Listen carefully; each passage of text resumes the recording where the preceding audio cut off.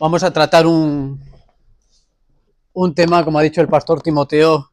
Cada uno tenemos luchas en esta vida, pero qué bueno es el Señor, que siempre nos da esperanza en medio de las pruebas, en medio de las adversidades y en medio de las luchas que sufrimos. Vamos a ir a Filipenses, vamos a ver el capítulo 4 y vamos a ver desde el versículo 4 al 7.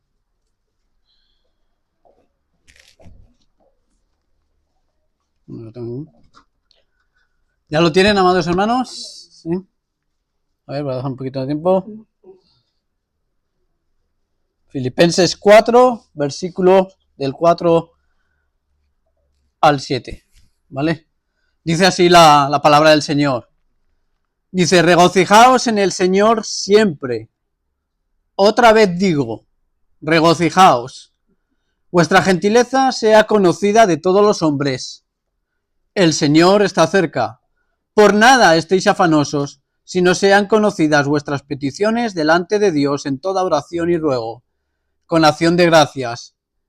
Y la paz de Dios, que sobrepasa todo entendimiento, guardará vuestros corazones y vuestros pensamientos en Cristo Jesús. ¿Amén? Y es impresionante ya el primer versículo que vamos a tratar, que es el versículo 4. Dice Pablo, regocijaos en el Señor siempre. Y luego dice, otra vez digo, o sea, insisto, regocijaos. Y yo, wow, ¿cómo que siempre?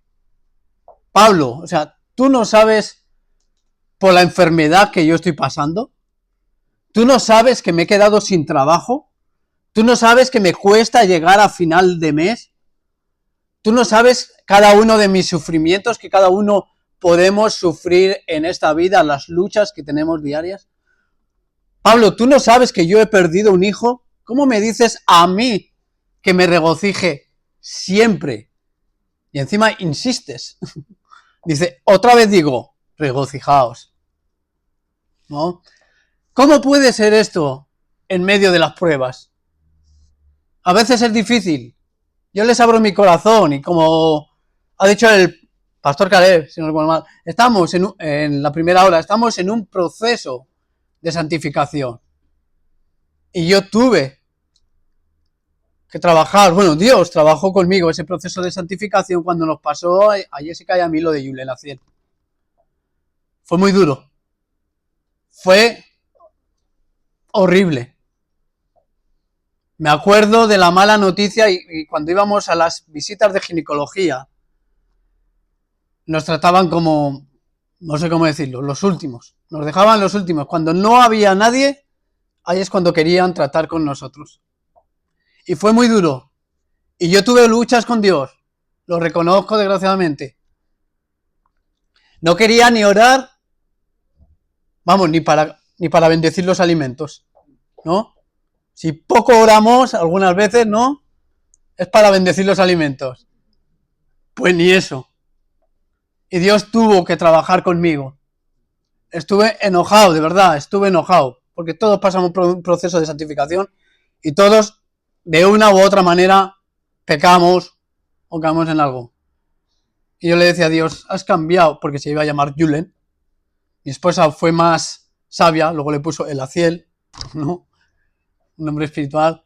Y yo le dije, has cambiado el nombre de mi hijo. Dios te ha abandonado. Y yo le decía siempre a mi hijo, cada día, sé fuerte, sé fuerte. Y Dios tomó la decisión de llevárselo. Pero qué bueno es Dios, que a sus hijos dicen su palabra, nuevas son sus misericordias cada mañana. Qué bueno es Dios, que siendo sus hijos nunca nos abandona, nunca nos deja. Dios es omnipotente, Él es todopoderoso y Dios es omnipresente, que está en todo momento con nosotros. Entonces, yo cuando Pablo decía siempre, digo, ¿cómo es posible siempre? Digo yo, estos traductores españoles, esto lo habrán traducido mal a la Biblia. Busqué en la Nueva Versión Internacional, busqué en la Reina Valera y ponía siempre, siempre, siempre. Digo, estos españoles, estos o hispanoamericanos o tal, estos no, hablamos ahí lo mismo. Digo, no puede ser verdad. ¿Y a dónde hay que ir? Pues fui al griego, porque el Nuevo Testamento está escrito en griego. Y la palabra es pantote. Pantote. Ahí les dejo la... No digo. Y la definición primera es siempre. Digo, vaya. Todos. En todo momento. Y luego leí la definición segunda y me gustó. Ponía cada cuándo. Digo yo, bueno, eso me gusta más. Cada cuando tenga trabajo, cada cuando tenga salud, cada cuando esté bien. Pero ustedes ven un punto aquí. Hay una coma. No hay un punto para que nos imaginemos cada cuando me vaya a mí bien, cuando yo tenga salud, cuando yo tenga dinero, cuando esté bien la familia, no. Coma. El gozo en un pozo, es decir, todas las veces. Y eso significa, nos vaya bien, nos vaya mal, tengamos dinero, tengamos escasez, tengamos salud o tengamos enfermedad, siempre tenemos que tener gozo en el Señor. Y eso significa que el gozo cristiano es una actitud constante, ¿no? Es una actitud constante y una decisión, no es una emoción pasajera, no depende de las circunstancias por las que estemos pasando, ni las dificultades. Se debe cultivar en todo momento, sea cual sea la adversidad, sea cual sea la situación por la que estemos pasando, tenemos que cultivar ese gozo cristiano. Y tenemos que mantenernos confiados y agradecidos al Señor. Es una decisión, como digo, como pongo ahí, es una actitud perseverante de nuestra parte y una decisión que debemos de tomar. Esto es como el matrimonio, en cierta manera. Todos nos hemos casado por sentimientos, ¿no? Nos ha gustado algo de nuestra esposa o nos ha gustado algo de nuestro esposo, que es muy trabajador, que cocina bien, que es, tiene un cuerpo atlético, que es bonita, ¿no? ¿No? He dicho cuerpo atlético viendo a Dani, ¿no? Y cada uno es por algo que ha habido esos sentimientos. Pero déjame decirte que el matrimonio, si te basas en esos sentimientos, se va a hundir. ¿Por qué? Porque algún día eso va a desaparecer. El cuerpo desaparece, el pelo también. A veces estamos bien y otras veces estamos mal, y si nos movemos por sentimientos, pues al final la relación, si nos fijamos en las emociones, si dejamos guiar nuestro matrimonio por las emociones, al final pues va a haber riñas, discusiones, alejamientos, falta de perdón, rencor, etcétera, etcétera, etcétera.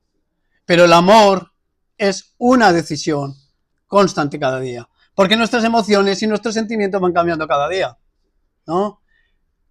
A veces con la esposa estás bien por la mañana y por la tarde, uy, ¿qué le ha pasado? Se ha transformado. Se ha transformado, no sabes quién es. A veces tú con el marido prefieres hablar con la pared en vez de con tu marido porque te presta más atención, ¿no? Pero es que a la mañana ha tenido un bonito detalle conmigo, ¿no? Y vamos así, como una montaña rusa. Pero en el matrimonio tenemos que tener una decisión de guiar nuestro corazón a la palabra de Dios y que sea quien guíe nuestro matrimonio. Y con esto pasa lo mismo. Tenemos que tomar una decisión. Y como viene ahí,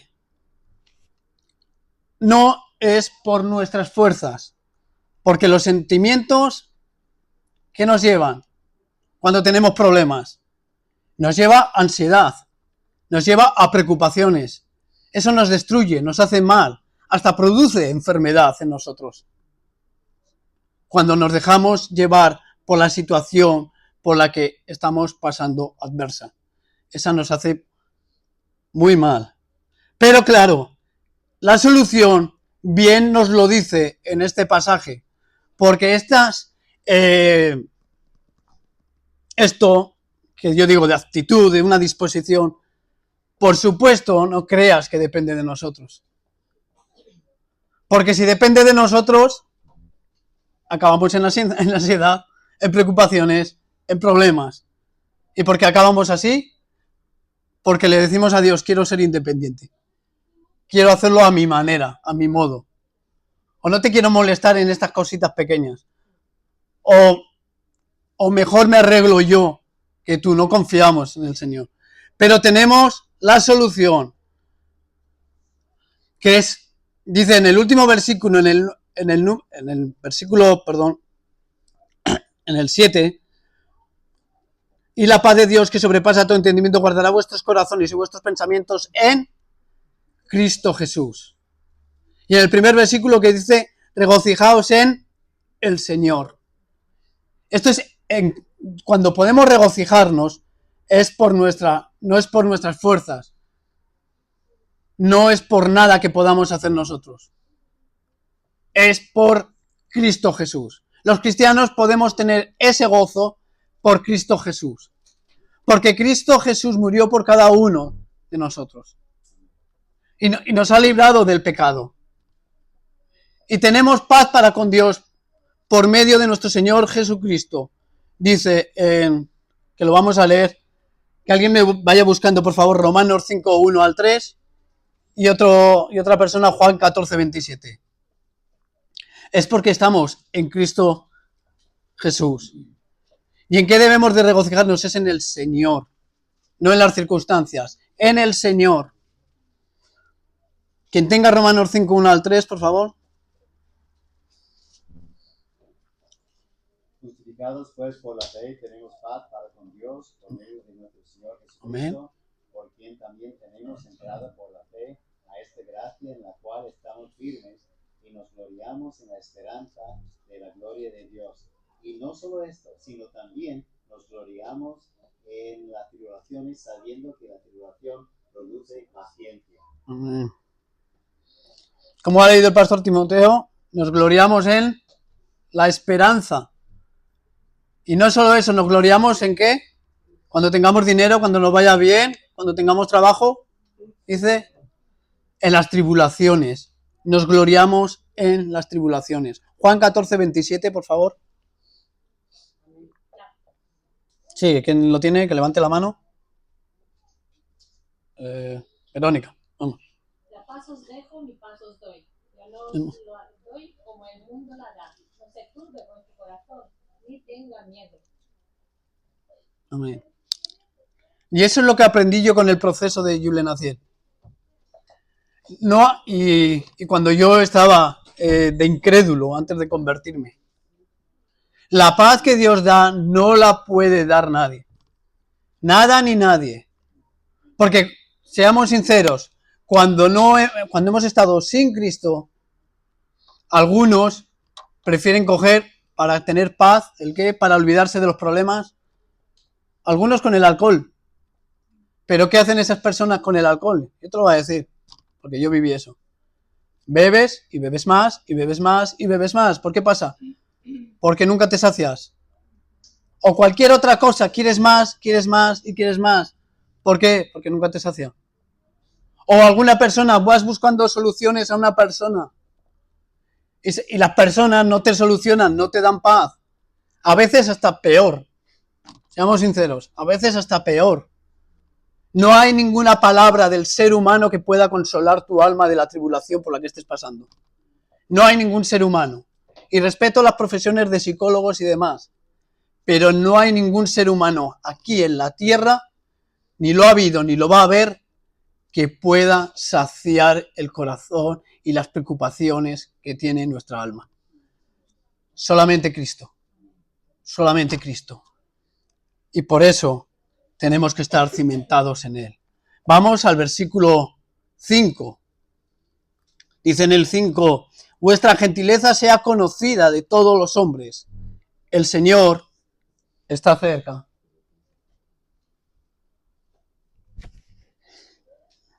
O sea, dice que seamos bondadosos, que nuestra amabilidad sea evidente a todos, que tengamos, digamos, una actitud de benevolencia.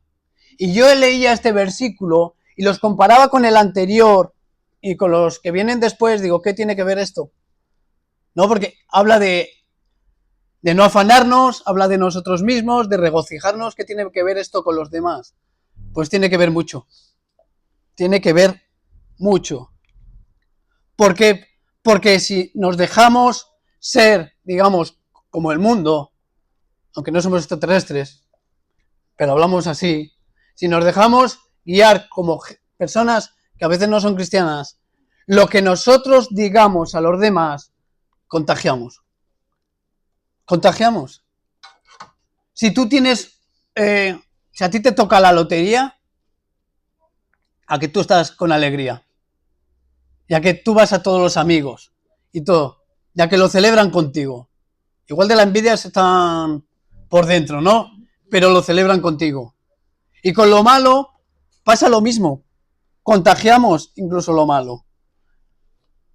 Y no debemos de reaccionar así.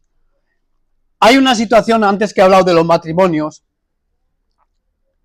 y cosas que no deberíamos hacer así. Por ejemplo, en el trabajo. Un día de trabajo duro. Por cierta cosa hemos sufrido. O no sé. Yo, por ejemplo, cuando estaba en lo de la zona azul, ahí no te tratan todos de bonito. Algunos sí que te dicen gracias, pero otros no. Otros bonito no te dicen. Te dicen cositas, vamos, finas. Pero yo no puedo ir a casa, salir al trabajo, llegar a casa, sentarme al sofá, hablar a mi mujer y decirle, déjame en paz, que hoy he tenido un día mal, ¿no? No podemos ser como a veces como los de fuera. Si hemos tenido un problema en el trabajo, desgraciadamente, o problemas que tenemos, desgraciadamente lo pagan quienes, los seres más queridos. Y eso como cristianos no debería de ser en nuestra vida así. No deberíamos de comportarnos así. Y yo, por ejemplo, en eso no. En otras cosas sí que fallo, Jessica lo puede decir. Pero en ese yo lo prometí a Jessica. Lo que yo tendría en el trabajo, lo tenía en el trabajo y cuando llegaba a casa, ahí no estaba el trabajo. Y no podemos dejar que las circunstancias nos puedan, que nos gobiernen. Y otra cosa que también hacemos mal a veces. ¿Queremos evangelizar? ¿Queremos que las personas se salven? ¿Y cómo hacemos para que las personas se salven? Nosotros, dice Pablo, que somos cartas abiertas. Entonces en nosotros hay un testimonio. Y como ha dicho el pastor Caleb, ¿no? Esta mañana. Y la hermana Yuli. Todos somos maestros. Al final todos somos maestros. Pero ¿qué es lo que estamos enseñando? Si tú eres cristiano o cristiana y le vas contando a aquel incrédulo, a tu amigo, a tu familiar, tus problemas, lo que estás sufriendo y todo, y luego le estás hablando de un Dios de paz, de un Dios de gozo, de un Dios que salva, ¿tú crees que esta persona se va a convertir? ¿Tú crees que te va a decir, ¡ay, qué bueno es tu Dios! ¿Tú crees que lo va a hacer? No. No lo va a hacer porque no lo transmites. ¿Está mal contar nuestros problemas? No está mal contar nuestros problemas, pero hay que cambiarles el enfoque. Yo ahora no tengo trabajo. Yo ahora no tengo dinero, pero Dios proveerá. Hay que contar. Sí, puedes contar el problema, pero cuenta la esperanza que tú tienes en Cristo Jesús. Y ahí sí se van a convertir. Pero si le cuentas tus problemas, al final pues le van a contagiar. Y digo, ¿para qué quiero ese Dios que tú me estás predicando? Si te veo a ti cabizbajo, si te veo todo el rato ahí triste, ¿no? Y ese es el problema que tenemos, que a veces andamos cojos por la vida o como raperos, ¿no? Que andaban así los raperos, ¿no? Andamos con un pie en Cristo y andamos con un pie en el mundo. Andamos viendo a Dios y andamos viendo las circunstancias del mundo. Y eso no puede ser así. Y una cosa, si queremos conocer la paz del Señor, conozcamos al Señor totalmente. No nos conformemos con migajas de Él. No nos conformemos con migajas de Él. A veces llegamos el domingo, a veces podemos decir qué bien el mensaje, qué bien que he estado con los hermanos, qué bien los pasteles de Dani, qué bien me la he pasado. Dios me ha hablado es esta mañana, pero llega el lunes, llega mañana y ya es una cosa diferente, ¿no? Y nos conformamos con migajas. Con la palabra que ha pasado el domingo, vale, para esa tarde igual, para ese día, ¿no? De todo. Pero ya para mañana como que cambia. No nos conformemos con migajas. No nos conformemos con los miércoles, con orar aquí. No nos conformemos simplemente con los domingos. O con conferencias que se van a hacer, como se hacen ayer, digo, o estudios. No nos conformemos solamente a migajas. Tenemos la palabra de Dios. Y vuelvo a repetir, como ha dicho el pastor Caleb, porque ha sido muy referido todo lo que a eso. Es imposible que llegamos a un buen lugar teniendo el mapa y no mirarlo. No vamos a llegar. Olvídate. Vamos a seguir. Dice, el Señor está cerca. ¿No está abierto, no? El Señor está cerca. Dice en su palabra, Santiago 5:8, por favor, que alguien me lo busque. Y Apocalipsis 22, 12, por favor.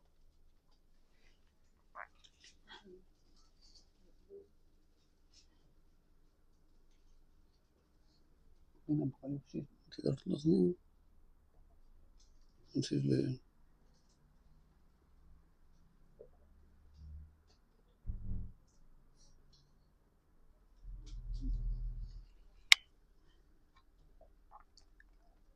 luego Salmo, en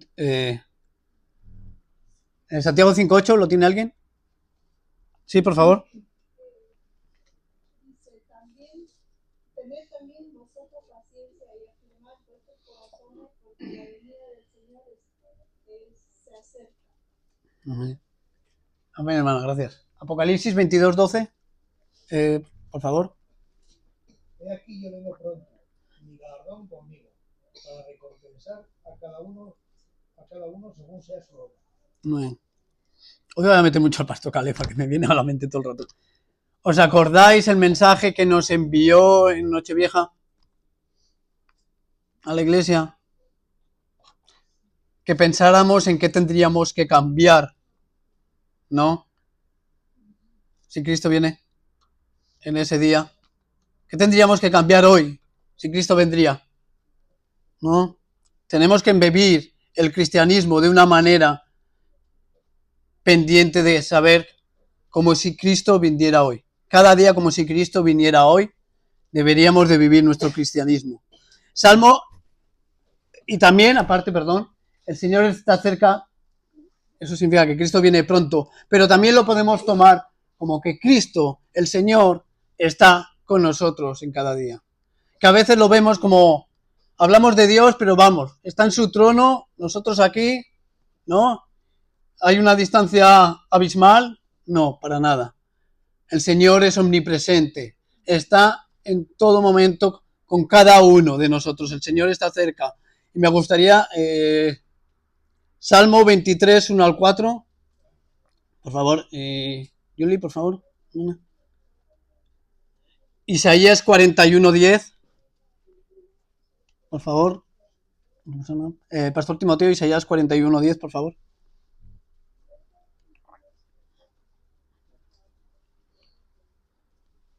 Sí, por favor. Jehová es mi pastor, nada me faltará. Amén. En lugares de delicados pastos me hará descansar. Amén. Junto a aguas de reposo me pastoreará. Confortará mi alma. Me guiará por sendas de justicia por amor de su nombre. Aunque ande en valle de sombra de muerte, no temeré mal alguno, porque tú estarás conmigo. Tu vara y tu callado me infundirán aliento. Amén. ¿Qué empieza diciendo el salmista? Jehová es mi pastor y nada me faltará. Y al último que dice, aunque ande en valle de sombra de muerte, que no temerá. ¿Por qué? Porque Él anda con el salmista y anda con cada uno de nosotros. Isaías 41:10, por favor, Pastor Timoteo. No temas, porque yo estoy contigo. Amén. No desmayes, porque yo soy tu Dios que te esfuerza. Siempre te ayudaré, siempre te sustentaré con la diestra de mi justicia. Amén. Y voy a leer yo Apocalipsis 21, versículos 3 y 4. Lo voy a leer en la nueva versión internacional. Que dice así: oí una potente voz que provenía del trono y decía: aquí, entre los seres humanos, está el santuario de Dios. Él habitará en medio de ellos, y ellos serán su pueblo. Dios mismo estará con ellos y será su Dios. Versículo 4. Hermano y hermana, escucha bien. Él enjugará toda lágrima de los ojos. Ya no habrá muerte, ni llanto, tampoco lamento ni dolor, porque las primeras cosas han dejado de existir. Amén. Esto es pasajero. Pablo no está diciendo aquí que regocijarnos siempre. Es como, creo que suelen hacer sectas y eso de el positivismo o el poder de la mente, que son capaces de decirte que si tú estás enfermo, tú... No estoy enfermo, no me pasa. No tengo gripe. No se trata de eso. Se trata de que sí, de que tenemos problemas, de que tenemos que luchar esta vida, pero de que Jesús nunca nos abandona, de que Jesús está presente con cada uno de nosotros y de que Jesús, en cada circunstancia de las que estemos pasando, tiene promesas para cada uno de nosotros. Tiene promesas para cada uno de nosotros. Hay esperanza en Cristo Jesús. No hay esperanza ni en ti ni en mí. No hay esperanza ni en ningún psicólogo, ni en ninguna persona de este mundo. Hay esperanza en Cristo. ¿Hasta cuándo? ¿Hasta cuándo no vamos a confiar en Dios? ¿Hasta cuándo Jesús va a tener que decir, como le decía a los discípulos, ¿hasta cuándo os voy a tener que soportar? ¿No? ¿Qué paciencia tiene el Señor con nosotros? Nos ha dado el mapa, nos ha dado de su amor, que murió en la cruz por cada uno de nosotros, y nos ha dado su palabra, y nos ha dado la iglesia, que es como un pedacito de cielo. Lo que pasa es que todavía seguimos aquí siendo pecadores. Y tenemos este proceso de santificación, estos ministerios o departamentos, dádivas, como digamos, de gracia, ¿no? Y tenemos que aprovechar. Vamos al versículo 6. Dice: por nada estéis afanosos, sino sean conocidas vuestras peticiones delante de Dios, en toda oración y ruego con acción de gracias. ¿Qué es la oración? ¿Tienen ahí? Es declarar dependencia de Dios. Es que dependemos de Él. Y aquí Pablo no es selectivo. Pablo dice: no os preocupéis por nada. Nosotros como creyentes debemos dejar la ansiedad y la preocupación, porque ¿saben qué estamos haciendo cuando nos dejamos llevar por la preocupación y por la ansiedad y por todos los problemas que nos pasan en la vida? A veces igual no lo vemos así, pero es la realidad. A veces vemos que si mentimos pecamos, que si vemos cosas en el ordenador que no tendríamos que ver, pecamos, que si robamos, pecamos. Pero déjame decirte que si desconfiamos de Dios, pecamos. ¿Saben lo que es pecar? Errar en el blanco. Entonces, tenemos que creer en su palabra. La falta de oración revela autosuficiencia, que todo lo podemos.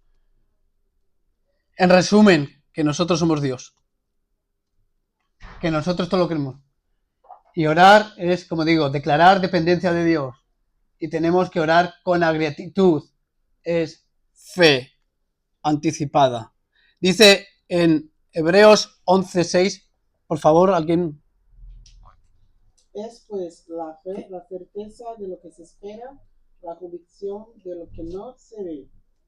Y en el 6 dice: pero sin fe es imposible agradar a Dios, porque es necesario que el que se acerca a Dios crea que le hay y que es galardonador de los que le buscan. Amén. Cuando andamos en angustias y en eso es fe. Cuando andamos en problemas, ¿eso es fe? Todos no sabemos qué es la fe. Si yo pregunto qué es la fe, todos somos espirituales. Alguien que me lo diga de memoria, ¿qué es la fe?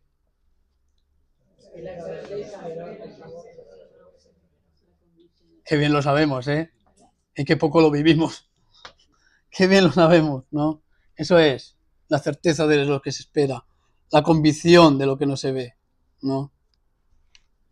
Déjame decirte que Él quiere que vayamos a Él.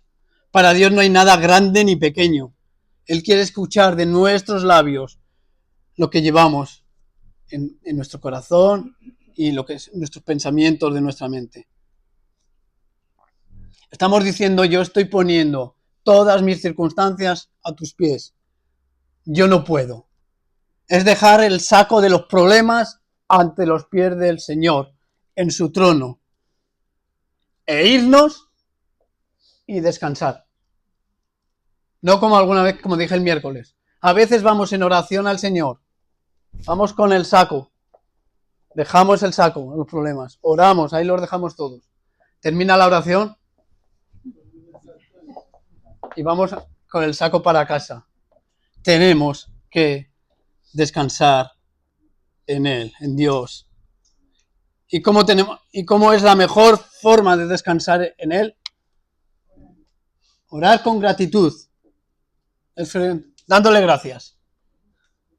Dándole gracias al Señor. Dándole gracias, ¿por qué?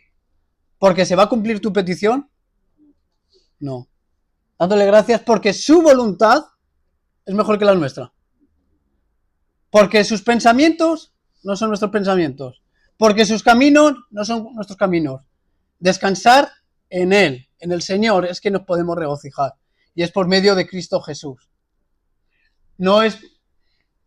Dios no es Aladino. A veces cumplirá nuestras peticiones. Si es su voluntad, sí. Si no es su voluntad, pues no. A veces nos da Dios. A veces nos quita. Pero debemos descansar en Él. Que lo mejor es para nosotros en la voluntad del Señor. Porque, ¿cómo es nuestra voluntad? Lo he dicho al principio, tambalea. Así a veces vivimos un cristianismo tambaleante, cojos, por mirar en Cristo, en su palabra, el domingo y el lunes estamos mirando los problemas. Pero en Él, en su voluntad, ¿cómo es su voluntad? ¿Cómo es Dios? ¿Cómo dice su palabra que es su voluntad? ¿Buena? ¿Agradable? Perfecta. No imperfecta, perfecta. Que Él nunca falla y que lo mejor, repito, quiere para nosotros. Tenemos, a veces si tenemos estos problemas que nos suele suceder de incredulidad, tenemos que decir como el padre que pidió sanación por su muchacho a Jesús, le dijo, creo, pero ayúdame en mi incredulidad. Era como nos pasa a nosotros, ¿no? A veces tenemos un momento de fe y dudas a la vez, que nos suele pasar, ¿verdad? Pidamos al Señor Jesús que nos ayude en nuestra incredulidad. Y podéis decir, bueno, y todo es muy bien esto, es muy bonito hablarlo, ¿no?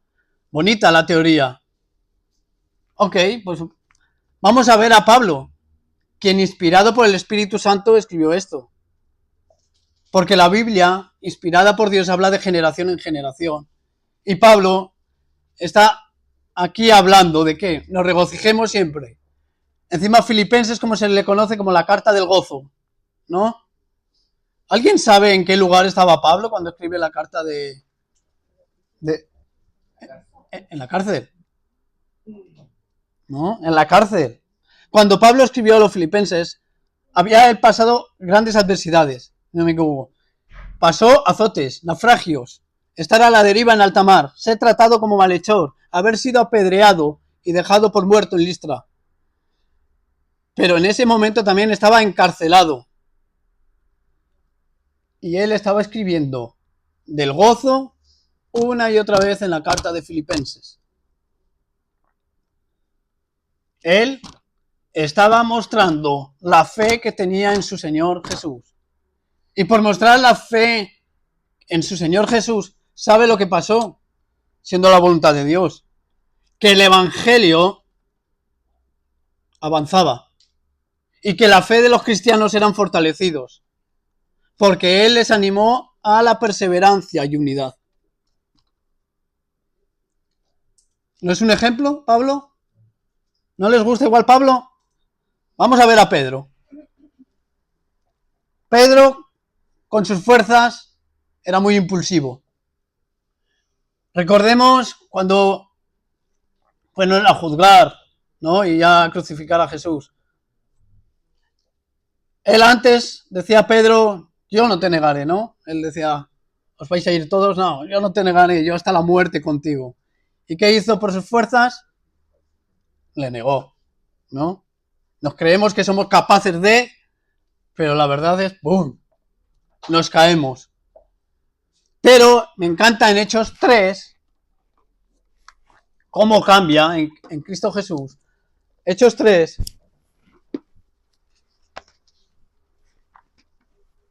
y versículo 13. Si no lo he puesto mal. Hechos 3, versículo 13.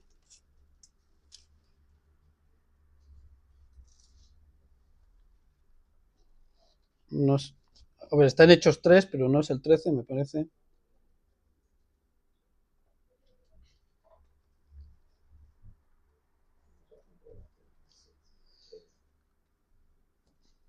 Bueno, de todas formas es Hechos 3 en general. O sea, vemos que en Hechos 3, Juan y Pedro. 3.3. 3.3, ¿no? 3.3. No, 3.3 no. 19 habéis dicho. Espera.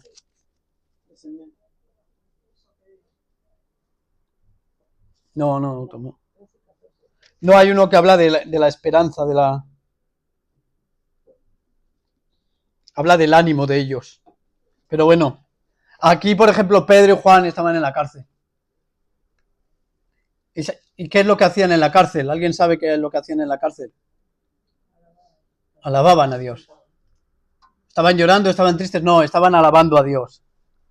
Qué cambio de Pedro, ¿no? ¿No les gusta Pablo o Pedro? Pues vamos a ir con el mayor ejemplo. Jesús, quien se humilló voluntariamente, quien vino a servir y quien entregó su vida en la cruz. Veamos a Jesús. Esto lo saqué de un libro si no recuerdo mal, estos de los hermanos Kendrick. Algunos han oído hablar que hacen películas y todo eso, a prueba de fuego y demás. Pues ellos tienen algunos libros tratados de las películas, ¿de acuerdo? Y dijo así, como Dios tenía todo el derecho de negarse a transformarse en hombre, pero cedió y lo hizo, porque estaba dispuesto. Tenía derecho a que toda la humanidad lo sirviera, pero en cambio vino a servirnos. Tenía derecho a vivir en paz y seguridad, pero voluntariamente entregó su vida por nuestros pecados. Incluso accedió a soportar la tortura penosa de la cruz. Amó, cooperó y estuvo dispuesto a hacer la voluntad de su Padre en vez de la suya. En vistas de este testimonio increíble, la Biblia nos instruye con una frase que resume todo. Haya en vosotros esta actitud que hubo también en Cristo Jesús. Cuando Jesús estaba en la cruz, cuando estuvo ahí en el monte del Calvario, cuando estuvo sufriendo, ¿no? ¿Qué dijo? Hágase tu voluntad. Si puedes pasar de mí la copa, pero hágase tu voluntad y no la mía. ¿Quieren un ejemplo? Esta iglesia lo ha pasado mal. Lo hemos pasado mal. Hemos tenido golpes. Y uno reciente. Y hemos tenido golpes. Algunos no sé si conocen todos a Jonathan y Hannah. Algunos no llegaron a conocer igual a su hijo. Todavía me acuerdo cuando el pastor Caleb me llamó en una noche, una videollamada. Yo me quedé petrificado cuando me dio la noticia. Yo no sabía qué decir. Fue un dolor terrible, para nosotros, como iglesia, lo que soportamos. Imagínense a ellos como padres. Y se fueron allá a Estados Unidos, en Cincinnati, a mirar. ¿Me quieren decir qué está haciendo Jonathan ahora mismo y Hannah ahora en los Estados Unidos? ¿Se quedaron en casa? ¿Abandonaron la fe? ¿O están dando testimonio de lo que está sucediendo, lo que está haciendo Cristo en esta iglesia? Yendo en gira de iglesia en iglesia, hablando de la obra de Cristo que está haciendo aquí en Logroño.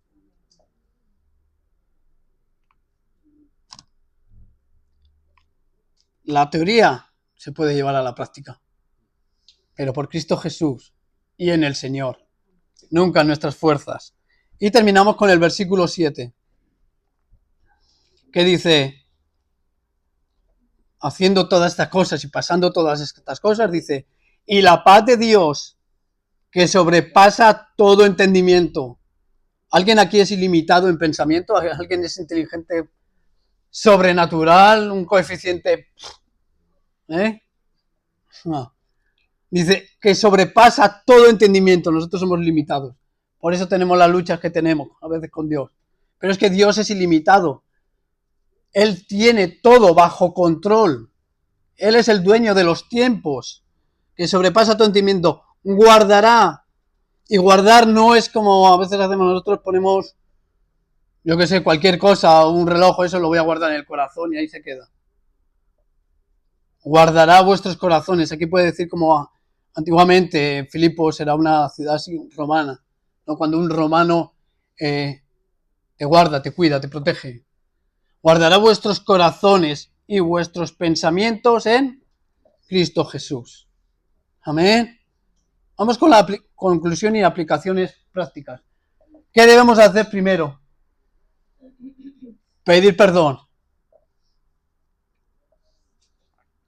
Y eso lo vamos a... Hay una oración que cogí de Ed Wells, aconsejo ese libro, es un... Creo que está aquí, no sé si está aquí realmente, es un pequeño libro para un gran problema, que trata sobre el enojo y todo eso, que lo aconsejo realmente, y es muy sencillo y es fácil de leer. Lo primero, como nosotros cerramos al blanco, es pedir perdón a nuestro Señor. Porque creemos que cuando tenemos ansias, cuando tenemos ansiedad, problemas y eso, creemos que al primero que fallamos igual es a nuestro marido, a nuestros hijos, a nuestro... No. O podemos pensar que estamos fallando nosotros.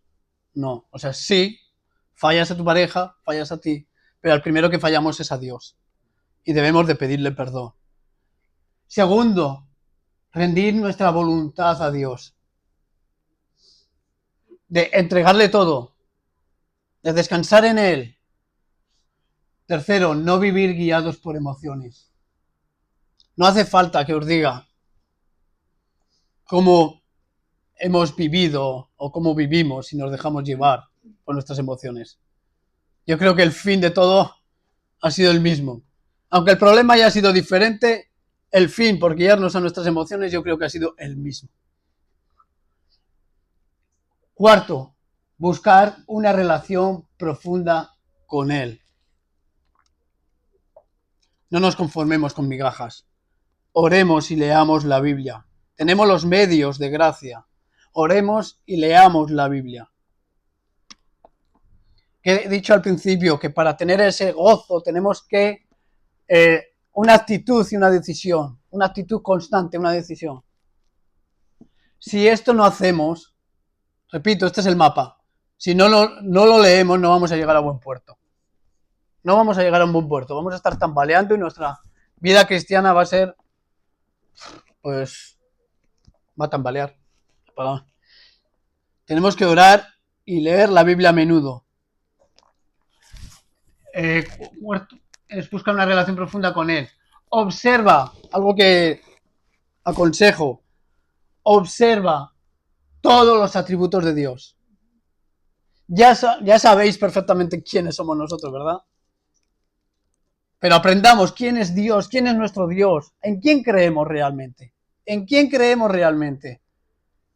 No es un Dios lejano, Es un Dios que está el Señor con nosotros. En nuestras pruebas, en nuestras dificultades, en nuestros gozos, en nuestras alegrías. Él está con nosotros. 24 horas, 7 días a la semana, 365 días del año. Cuando leas la palabra, observa todos los atributos de Dios. No sé si eres de subrayar la Biblia o no eres de subrayar la Biblia. A mí me gusta, yo soy muy colorinchi encima yo. Yo los atributos de Dios, o puedes poner una A con un bolígrafo. Cuando veas un atributo de Dios, pon A. O yo lo subrayo en azul, cada uno que... Cuando veo Dios es amor, subrayado. ¿Vale? Cuando veo que Jehová es paz, subrayado. Para eso que se te quede, ¿vale? Y otra es confiar también, orar, como he dicho, y descansar en Cristo. Marca también las promesas. Marca quién es Dios y las promesas. Yo las marco en verde, pero cada uno, a algunos no le gusta subrayar la Biblia, a otros sí, yo soy muy colorinche.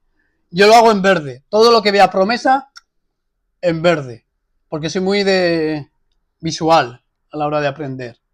Y luego es un poquito más sencillito. Ya ves los colores y uy, aquí hay una promesa. ¿No? Y esos son mis consejos. ¿Por qué? Vamos a ejemplos prácticos. ¿Quién es Dios? Atributos. Dios es fiel. Fiel es Dios en 1 Corintios 1:9. Solo ya. Dios es soberano. Nuestro Dios está en los cielos. Todo lo que quiso, ha hecho. Salmo 115:3. Solo ya.